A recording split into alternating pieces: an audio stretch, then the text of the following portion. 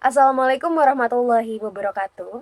Halo teman-teman, perkenalkan nama aku Gilda Mukti dari jurusan Manajemen Pendidikan tahun 2024 kelas C, Fakultas Ilmu Pendidikan Universitas Negeri Jakarta. Yang pada video kali ini aku akan menceritakan bagaimana dan hasil observasi di SMAN 31 Jakarta tentunya tentang topik penghapusan aset di lembaga pendidikan. Tapi sebelum itu aku dan kamu akan sama-sama membahas mengenai apa itu pengertian penghapusan aset, apa tujuannya, dan juga mengapa dilakukan, bagaimana penghapusan aset itu dilakukan, dan apa saja syarat-syarat yang harus dilakukan ketika ingin menghapus aset di sebuah lembaga pendidikan. Nah, daripada penasaran, langsung aja kita sama-sama bahas sekarang. Nah, jadi teman-teman pernah nggak sih kalau kita flashback lagi, ketika sekolah teman-teman melihat ada barang atau komputer-komputer yang sebetulnya bisa gitu digunakan, tapi ada beberapa kendala kayak lemot ataupun komputer tersebut itu sudah tidak bisa digunakan sama sekali, atau bahkan dari banyaknya komputer-komputer yang ada di lab sekolah itu ada salah satu komputer yang seriesnya tuh jadul banget gitu. Nah, teman-teman, dalam manajemen aset, kasus seperti itu tuh bukan kasus yang sepele ternyata. Bukan kasus yang sederhana, tapi kasus-kasus atau sebuah situasi yang harus ditindaklanjuti melalui penghapusan aset. Nah, jadi apa itu penghapusan aset? Jadi teman-teman, sederhananya, penghapusan aset itu adalah proses resmi yang dapat mengeluarkan barang yang sudah tidak bisa dipakai, tidak berguna, dan tidak memiliki nilai ekonomi dari daftar inventarisasi lembaga. Jadi seperti ini teman-teman, di setiap lembaga atau setiap institusi, jangan jauh-jauh, kita ke sekolah aja. Kayak di sekolah pun kita punya daftar inventarisasi dari mulai kursi, dari mulai buku, dan aset-aset lainnya itu setiap sekolah, setiap lembaga pendidikan gitu punya catatan mengenai apa saja gitu yang mereka punya, seperti itu. Maka dari itu, kalau ada hal-hal dan barang-barang yang atau aset-aset yang sudah tidak bisa digunakan, kayak tadi tuh, sudah tidak memiliki nilai ekonomi, itu harus segera ditindaklanjuti dengan kegiatan penghapusan aset. Nah, terus kenapa penghapusan aset itu penting gitu? Kan penghapusan aset itu menghapus aset. Nah, teman-teman, ternyata penghapusan aset itu penting karena penghapusan aset itu dapat membuat data yang ada di lembaga atau data yang ada di sebuah institusi menjadi lebih akurat dan juga jujur. Maksudnya apa? Maksudnya data yang ada di catatan sekolah dengan kondisi yang ada di lapangan itu sesuai. Contohnya gini, misal ada di sekolah nih, nggak usah jauh-jauh ya.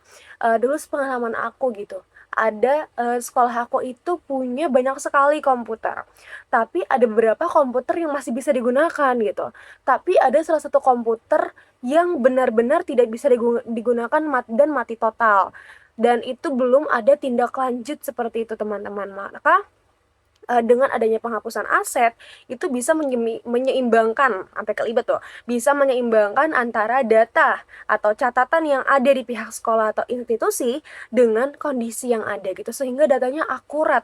Karena nanti kalau datanya nggak akurat, semisal teman-teman menjadi kepala sekolah ingin membuat keputusan apakah mau membeli proyektor lagi ataukah mau membeli komputer lagi berapa biji gitu, tapi karena datanya nggak akurat nih, kita bisa lihat di catatannya, dan di kondisinya berbeda, kita akan sulit membuat keputusan. Kita mau beli berapa, terus kita mau beli yang sejenis apa, kita butuh yang gimana, itu akan sulit membuat keputusan karena tadi datanya tidak relevan, tidak sesuai dengan kondisi yang ada, seperti itu. Maka tentu penghapusan aset itu penting untuk dilakukan. Nah, terus selain itu, teman-teman, penghapusan aset itu juga termasuk bagian dari siklus hidup aset. Sama halnya kayak manusia punya siklus hidup, kayak dari lahir, batita, balita, remaja, dewasa, tua gitu. Aset itu juga punya siklus hidupnya. Contohnya apa? Misal dari pengadaan, lalu ke pemakaian, lalu ke pemeliharaan, dan akhirnya aset itu dihapus. Tapi tentu ada syarat metode dan ketentuannya yang akan sama-sama kita bahas nanti. Nah, seperti itu. Nah, jadi teman-teman, selain kita tahu alasan mengapa pentingnya penghapusan aset di lembaga atau institusi, nah, ternyata penghapusan aset juga punya banyak sekali tujuannya. Sederhananya sih ya, tujuan penghapusan aset itu sebetulnya untuk memvalidasi agar setiap lembaga atau setiap institusi baik pendidikan ataupun lainnya di catatannya itu inventarisasinya itu sesuai dengan keadaan dan yang akurat tadi gitu. Karena kalau datanya tidak akurat yang seperti tadi gitu, sulit untuk membuat keputusan ketika akan melakukan kegiatan aset dan lain sebagainya. Jadi ibaratnya lembaga itu nggak boleh nggak boleh ngaku-ngaku kayak kami punya barang ini, kami punya barang A, B, dan C, tapi ternyata barang tersebut ya betul dalam inventarisasi pencatatannya ada, tapi dalam aslinya ya sudah rusak atau bahkan hilang atau bahkan dicuri atau bahkan kena bencana-bencana lainnya seperti itu. Nah, kayak kita nih misal kayak kita tuh punya kan kontak-kontak di HP. Nah, kalau kontak-kontak di HP itu biasanya kan nggak semua aktif tuh. Ada aja teman kita yang ganti nomor. Nah, itu harus dihapuskan karena ya tadi untuk mengefisiensikan memori HP kita. Penghapusan aset pun juga seperti itu, teman-teman. Sederhananya seperti itu. Jadi nanti kalau penghapusan aset itu bisa dilakukan dengan baik, lembaga itu atau institusi itu bisa fokus nih mengatur atau mengelola aset yang memang masih punya manfaat nyata untuk masyarakatnya seperti itu. Nah, selain itu, penghapusan aset itu juga punya tujuan lain seperti akuntabilitas publik. Maksudnya apa? Teman-teman, lembaga pendidikan ataupun lembaga lainnya yang mengelola aset negara. Kita contohnya lembaga pendidikan saja ya. Lembaga pendidikan itu mereka kan mengelola aset negara ya atau aset institusi. Jadi setiap barang yang masuk karena hasil pengadaan siklus hidup tadi dan barang yang keluar atau barang yang dihapus itu harus bisa dipertanggungjawabkan karena itu menggunakan anggaran bukan dari anggaran pribadi gitu teman-teman. Nah, sehingga penghapusan aset atau aset-aset tersebut itu harus dapat dipertanggungjawabkan sehingga nanti alur penghapusan aset itu harus sesuai dengan prosedur. Nah, kalau penghapusan aset ini bisa dilakukan itu tandanya apa gitu? Itu menandakan apa? Apakah akan dapat hadiah, prestasi? Oh, tidak juga. Jadi, teman-teman kalau lembaga atau institusi berhasil menghapus atau melakukan penghapusan aset secara efektif dan efisien, tentu lembaga tersebut bisa dipercaya. Ibaratnya lembaga tersebut itu bisa menunjukkan bahwa dari segi administrasi aja mereka tertib, mereka transparan gitu terhadap aset yang masuk dan yang keluar gitu. Dan juga nanti pengadaan barang itu sesuai dengan realita atau kebutuhan yang memang dibutuhkan seperti itu. Sehingga nanti bisa dikelola dengan baik dan menghasilkan memenuhi salah satu prinsip good governance yaitu tata kelola yang baik.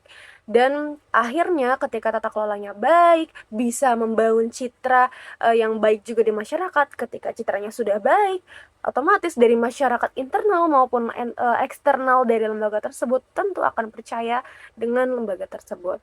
Nah, terus selain itu juga banyak banget nih manfaat-manfaat dari pengelolaan aset. Kayak laporan keuangannya tentu jadi lebih rapih gitu kan. Terus proses auditnya juga lebih cepat. Perencanaan pengadaan barunya juga lebih akurat gitu. Karena tadi datanya juga benar, akurat. Dan tentu aja lingkungannya itu bisa lebih efisien dan lebih lega. Karena nggak ada penumpukan barang di ujung-ujung pojok.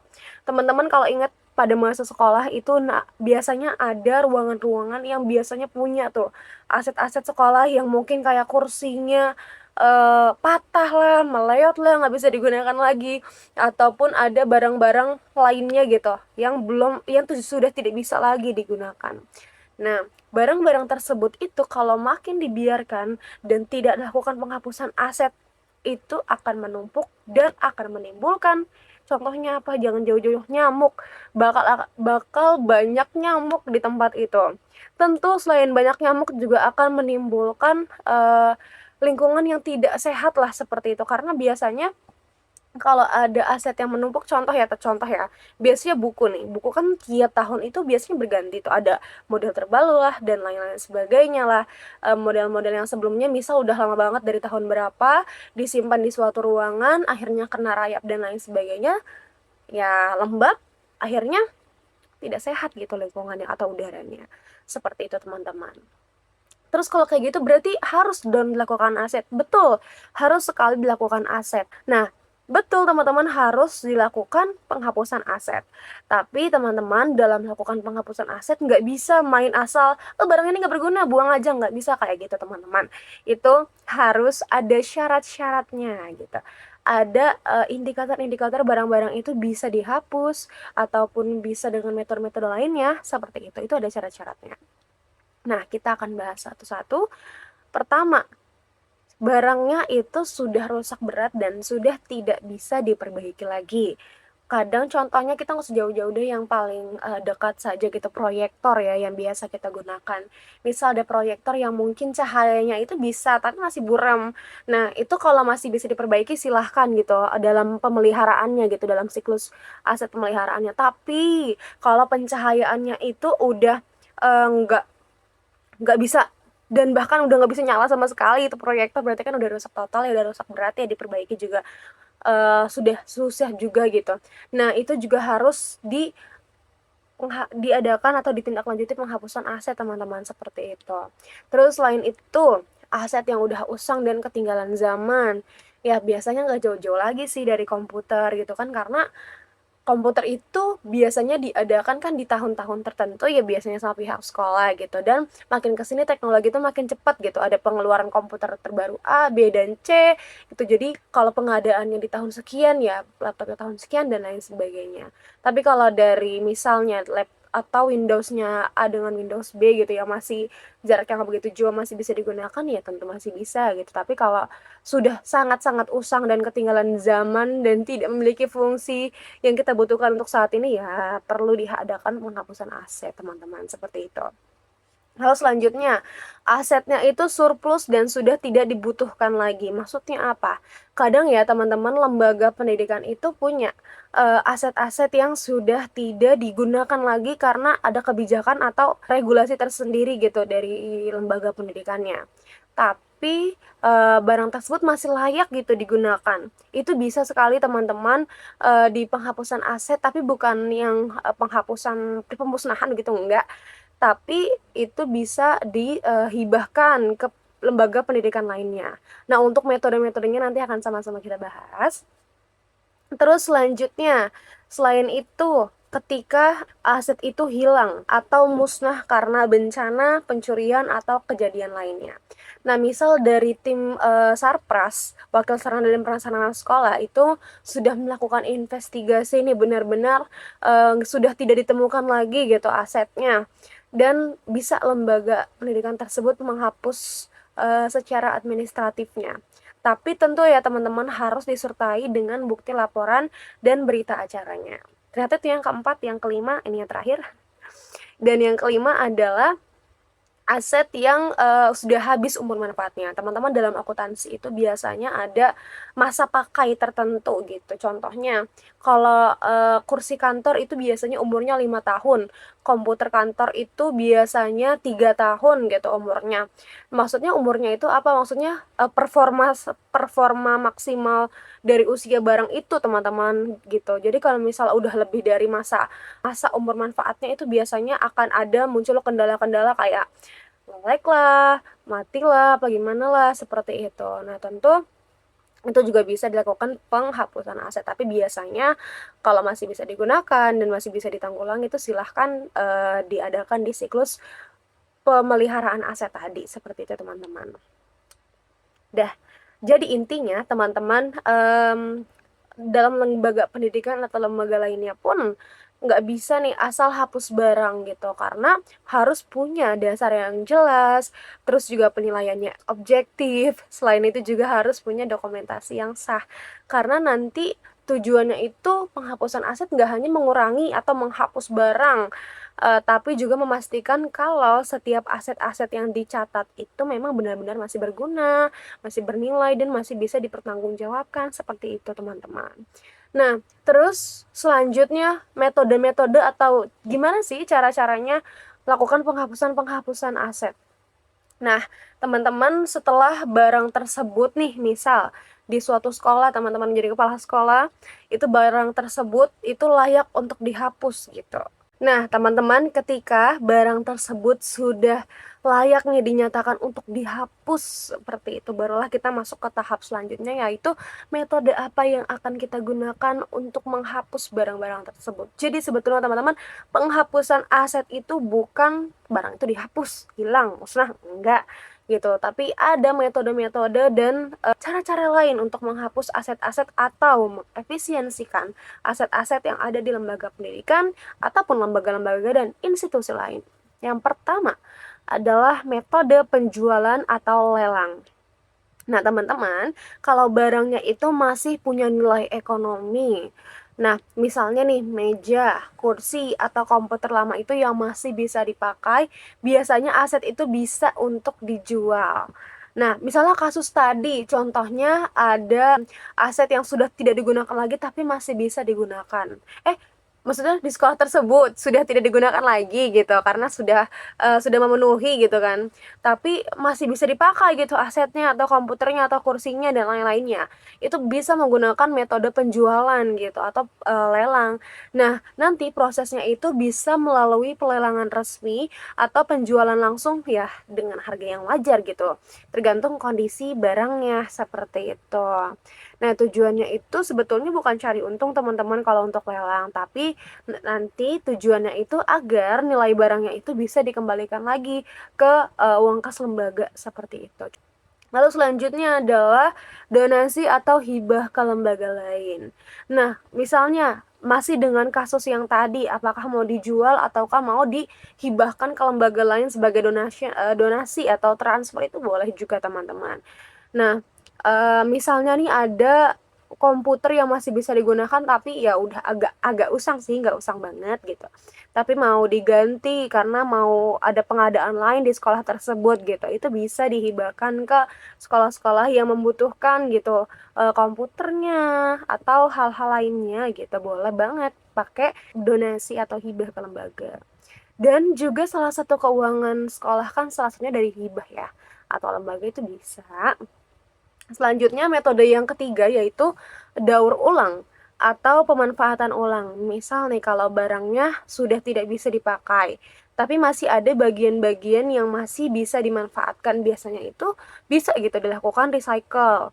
Nah, Nah, itu bisa tuh buat praktikum siswa. Jadi, misalnya ada kursi rusak tapi besinya itu masih bisa dilebur gitu, atau ada komputer yang CPU-nya lama gitu, diambil komponennya buat praktikum siswa teknik komputer.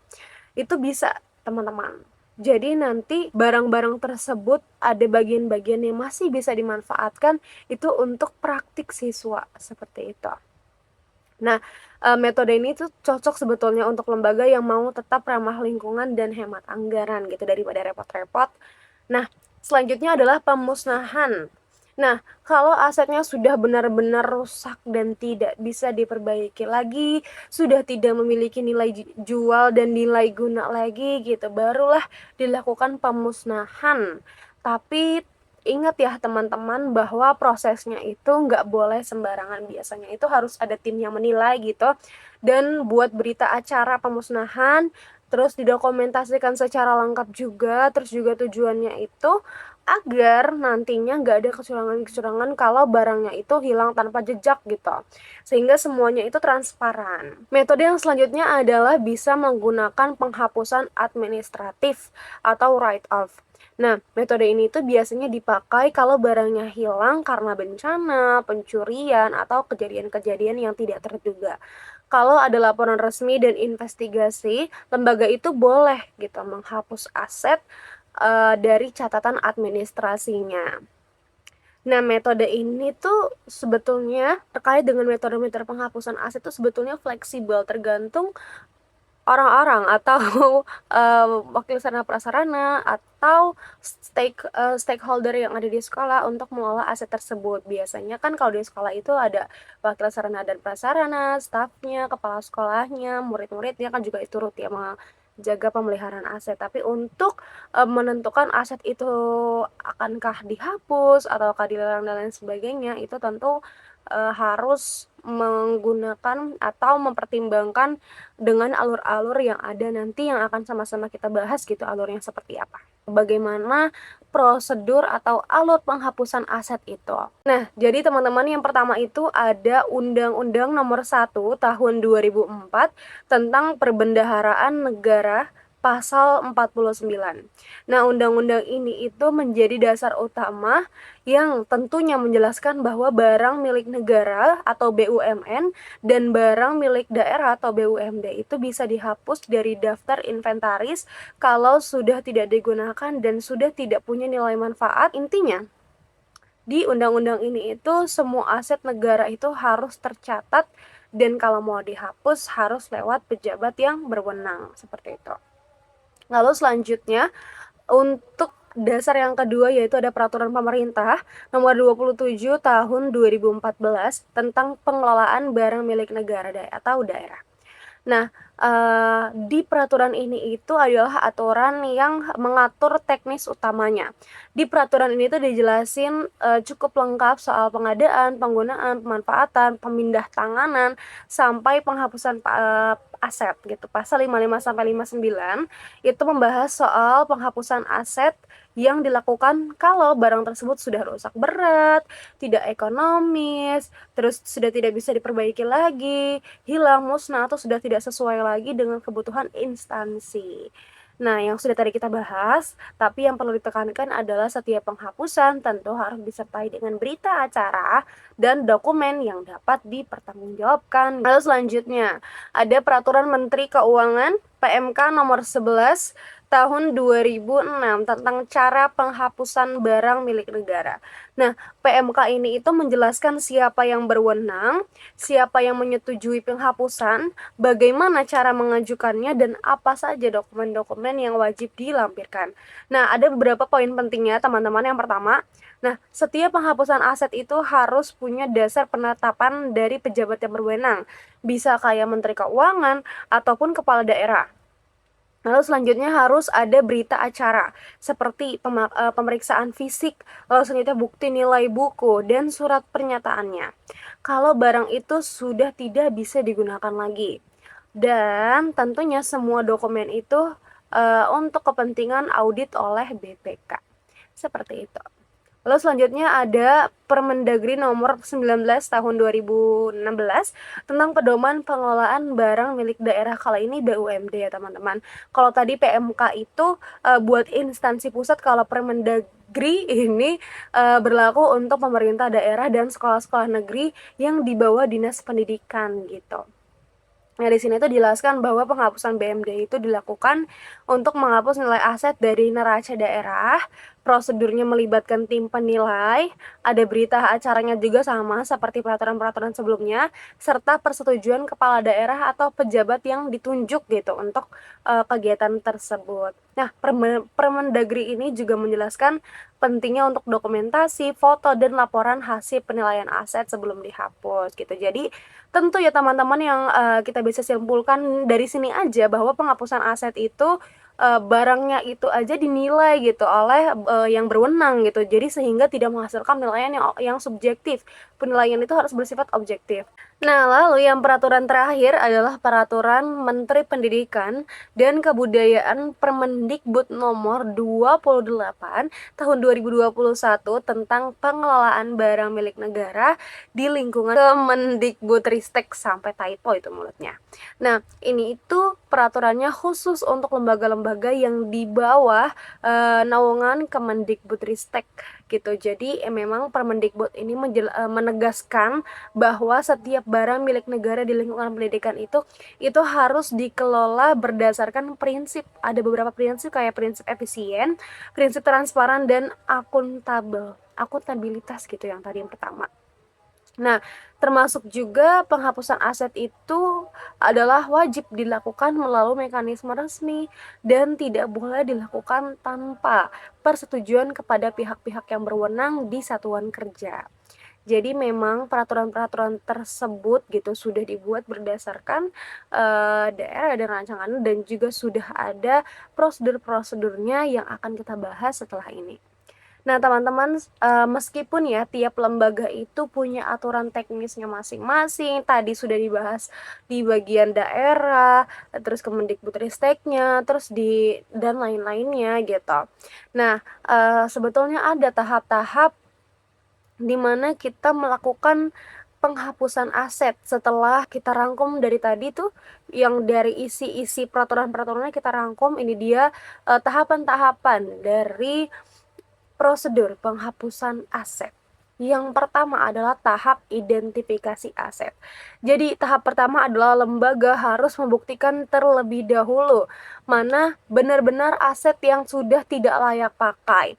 Nah, biasanya tim penilai aset atau orang yang berwenang melakukan aset, pemeliharaan aset dan lain sebagainya gitu, itu harus melakukan ini dulu, tahap identifikasi dulu gitu, karena kayak tadi, bahkan tahap identifikasi itu nggak hanya dari pihak sekolah yang mengadakan barang tersebut aja, tapi sampai di jenjang selanjutnya kayak kepala dinas dan lain sebagainya seperti itu, sehingga penilaian terhadap barang tersebut layak atau tidak digunakan, dihapus atau tidaknya, diganti atau dan metode-metode lain yang sudah kita bahas tadi, itu harus dinilai secara objektif, tidak boleh subjektif seperti itu.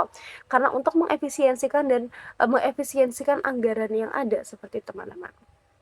Nah, terus juga selain itu nanti biasanya nih kalau prosedurnya itu biasanya nih kepala unit atau kepala sekolah itu akan mengajukan surat resmi ke kepala sekolah, terus ataupun kayak kalau di universitas itu ada rektor ataupun kepala dinas atau direktur keuangan gitu. Nanti surat itu akan dilampiri dengan dokumen-dokumen pendukung kayak contohnya nih foto kondisi barangnya itu seperti apa. Kalau memang rusak parah tentu kan harus dilakukan penghapusan aset. Terus sama hasil pemeriksaan gitu, ada tim-timnya nanti. Intinya nanti lembaga tersebut mengajukan permohonan dan dengan lampiran-lampiran dari dokumen yang tadi. Seperti itu.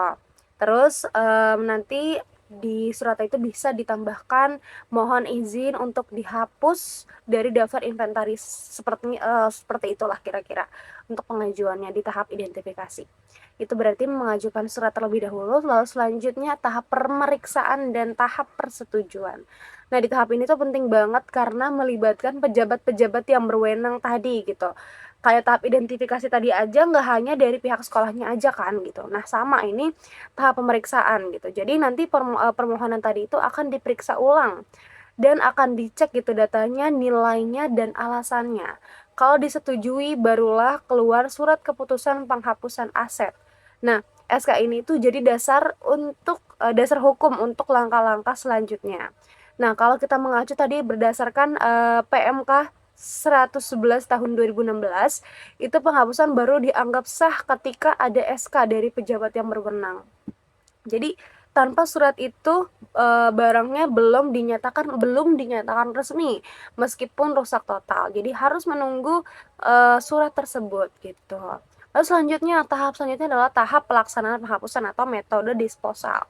Nah, setelah dapat izin resmi, setelah menerima surat tadi itu, nah barulah bisa dilakukan penghapusan aset sesuai dengan metode yang dipilih gitu dalam suratnya. Nah, di bagian ini tuh sebelumnya kita udah bahas ya, ada beberapa metode kayak jual, hibah, daur ulang, atau pemusnahan aset gitu. Nah, yang penting semua prosesnya itu harus terbuka dan terdokumentasi, itu penting banget. Nah, biasanya nanti lembaga itu akan membuat berita acara pelaksanaan penghapusan serta disertai foto, terus tanda tangan tim, terus nomor berita acara agar bisa dilacak seperti itu, teman-teman. Lalu tahap selanjutnya adalah tahap pencatatan dan penyesuaian akuntansi. Setelah barangnya dihapus gitu fisiknya, nah lembaga juga harus menghapus gitu administratifnya dan akuntansinya.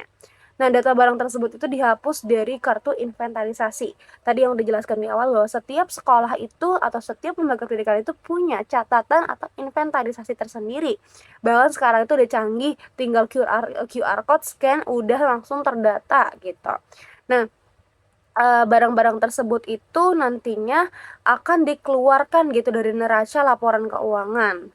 Nah, selanjutnya adalah ada tahap dokumentasi dan tahap arsip penghapusan. Dan yang terakhir, setelah semua langkah-langkah tersebut dilakukan, terus juga berita acaranya udah, tahap-tahap identifikasi udah, SK-nya udah keluar dan diaudit dan lain sebagainya, sekolah itu harus mendokumentasikan dan punya arsip penghapusannya. Jadi nanti kalau ditanya tentang aset tersebut gitu teman-teman, atau lembaga-lembaga tersebut itu punya datanya, punya dokumentasinya kalau aset tersebut memang sudah dilakukan penghapusan aset, seperti itu. Itu dia tadi prosedur-prosedur yang berisi 5 tahap. Nah, itu dia tadi tahap-tahap dari prosedur penghapusan aset di lembaga pendidikan, teman-teman. Nah, aku langsung saja menceritakan bagaimana penghapusan aset itu direalisasikan di kehidupan nyata atau di lembaga pendidikan gitu. Jadi tidak hanya sekedar teori yang sudah kita bahas tadi. Bagaimana yang realisasinya, aku akan menceritakan. Kamu jangan cuci gitu loh ya. Gitu ya. Loh nih Pak.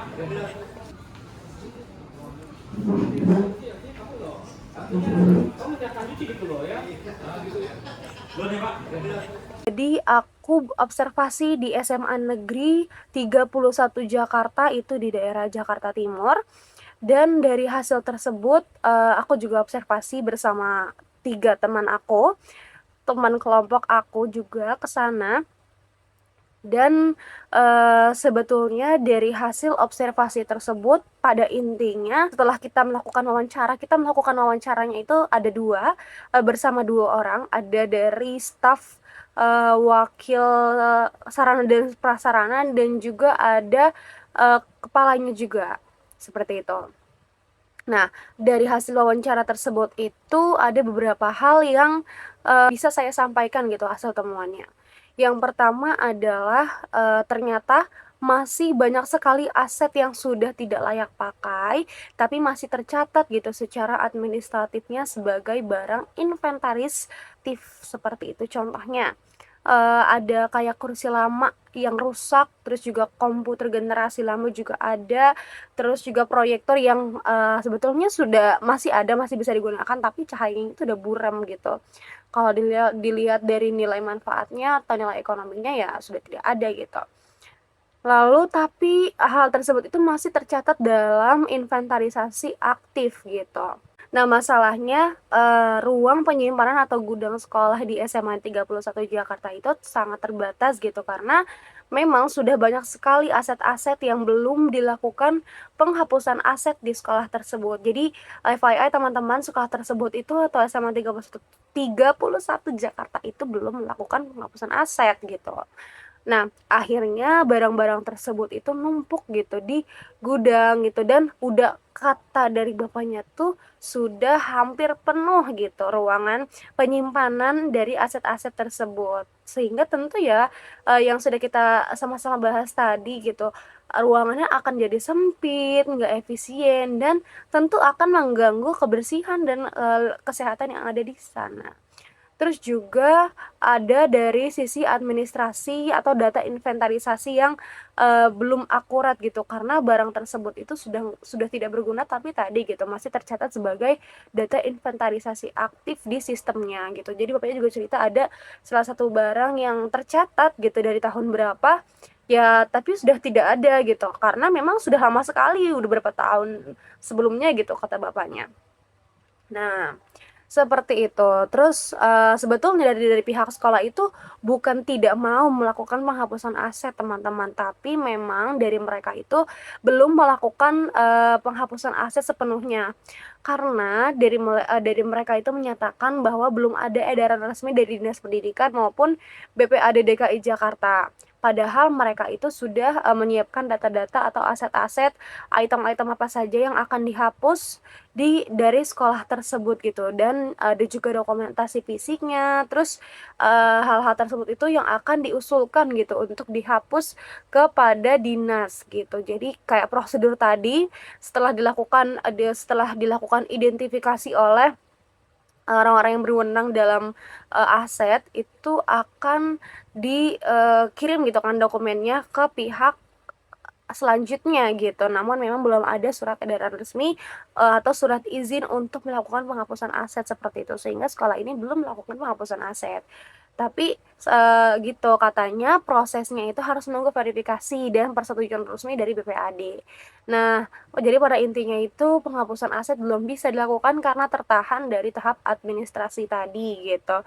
Nah, sehingga aset-aset yang sudah seharusnya dihapus, yang sudah seharusnya bisa diefisiensikan lagi gitu. Karena banyak sekali gitu ternyata dari hasil wawancara bapaknya, itu banyak sekali aset yang harus dihapus, apalagi mengingat ruang penyimpanan yang ada di sekolah tersebut itu sudah penuh.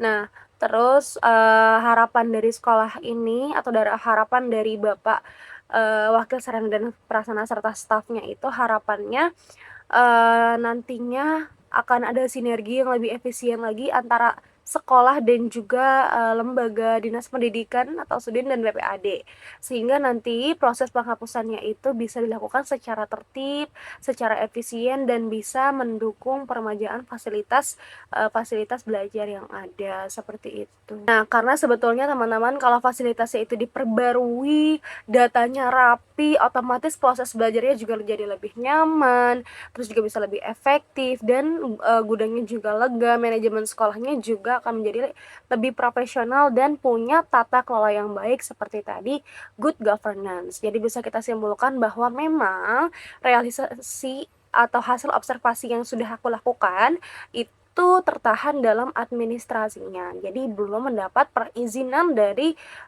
tahap kedua, yaitu tahap pemeriksaan dan tahap persetujuan. Itu di tahap kedua belum mendapatkan izin resmi dari sana. Maka dari itu SMA 31 Jakarta belum berani mengambil langkah untuk melakukan penghapusan aset, walaupun memang dalam kondisinya itu sudah harus dilakukan penghapusan aset.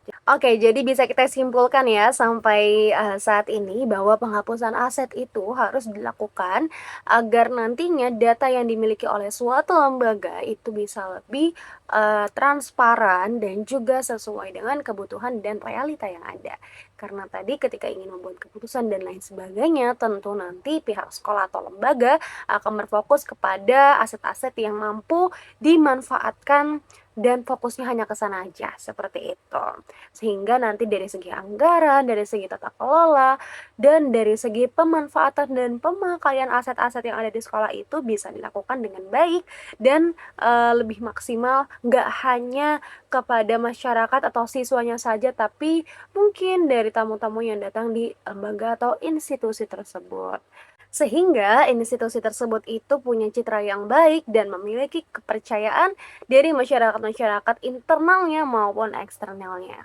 Dan semoga video ini bisa sama-sama menjadi manfaat baik untuk aku ataupun untuk teman-teman yang menonton, agar nantinya kita lebih paham dan bisa memanfaatkan atau merealisasikan dan sama-sama berusaha agar penghapusan aset yang seharusnya dilakukan oleh pihak-pihak sekolah atau lembaga-lembaga pendidikannya itu bisa dilakukan dengan sesuai prosedur yang ada, seperti itu.